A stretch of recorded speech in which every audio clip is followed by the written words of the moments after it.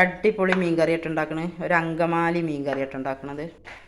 അതിന് വേണ്ടി ഒരു തക്കാളി എടുത്ത് വെച്ചിക്കണ്, ഒരു മാങ്ങ, 3 പച്ചമുളക്, പിന്നെ ഇഞ്ചി വെളുത്തുള്ളി ചെറിയ ഉള്ളി, ഒരു ഹാഫ് വലിയ ഉള്ളി ഒക്കെ എടുത്ത് വെച്ചിക്കണം. കുറച്ച് വെളിച്ചെണ്ണ ഒഴിച്ച് കൊടുക്കട്ടെ. വരുമ്പോൾ കുറച്ച് കടുക് ഇട്ട് കൊടുക്കട്ടെ. കടുക് പൊട്ടിയപ്പോൾ ഉലുവ ഇട്ട് കൊടുക്കണം കേട്ടോ. ഇനി ഉലുവയും കൂടി ഒന്ന് പൊട്ടട്ടെ, പുറത്തേക്ക് വരും. കറിവേപ്പില ഇട്ട് കൊടുക്കണം.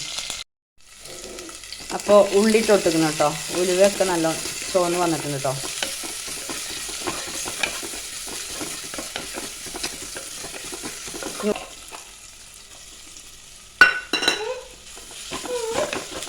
ഇഞ്ചിയും വെളുത്തുള്ളിയൊക്കെ ഒന്ന് വാടട്ടെ കേട്ടോ.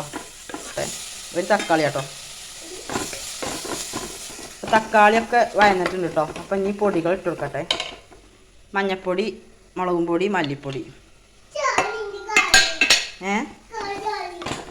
ചളിയോ? എന്നാൽ ഞാൻ പൊടികളൊക്കെ ഇട്ട് കൊടുത്തിക്കണം കേട്ടോ.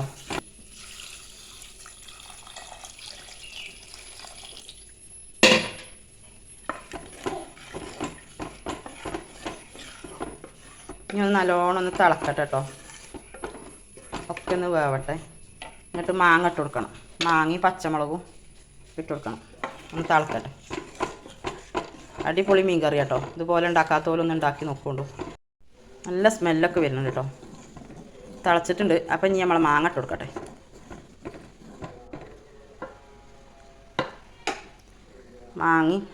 ഒരു മാങ്ങ കേട്ടോ. മാങ്ങ ചനച്ചിട്ടുണ്ട്, എന്നാലും നല്ല പുളിയുണ്ട് കേട്ടോ.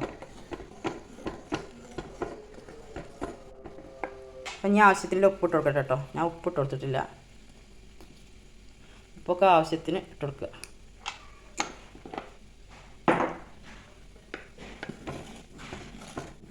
മത്തിയാണ് കേട്ടോ. മത്തിക്കറിയാണ്. അങ്കമാലി മാങ്ങാക്കറി, മത്തിയിട്ട മാങ്ങാക്കറി.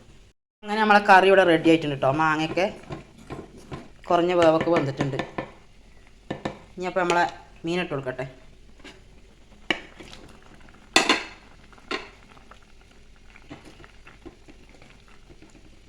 മീനൊന്ന് വേവട്ടെ കേട്ടോ. ഇപ്പം നമ്മളെ മാങ്ങാക്കറി ഇവിടെ റെഡി ആക്കണം കേട്ടോ. ഒരു വട്ടം അങ്ങനെ ചുറ്റിച്ചിക്കണം കേട്ടോ. ഇളക്കാനൊന്നും പറ്റൂല. ഇളക്കിയാൽ പിന്നെ മീനൊക്കെ ഉടയില്ലേ. അപ്പം അങ്ങനെ ഈ ഗ്യാസ് ഓഫാക്കാം കേട്ടോ. ഇത് കുറവായിരുന്നു. അപ്പോൾ ഒരു 1/2 സ്പൂൺ കുരുമുളകിൻ്റെ പൊടി ഇട്ട് കൊടുക്കണം കേട്ടോ. അപ്പോൾ അങ്ങനെ നമ്മളെ മീൻകറി ഇവിടെ റെഡിയായി. എല്ലാവരും ലൈക്ക് ചെയ്യുക, ഷെയർ ചെയ്യുക, സബ്സ്ക്രൈബ് ചെയ്യുക. അസ്സലാമു അലൈക്കും.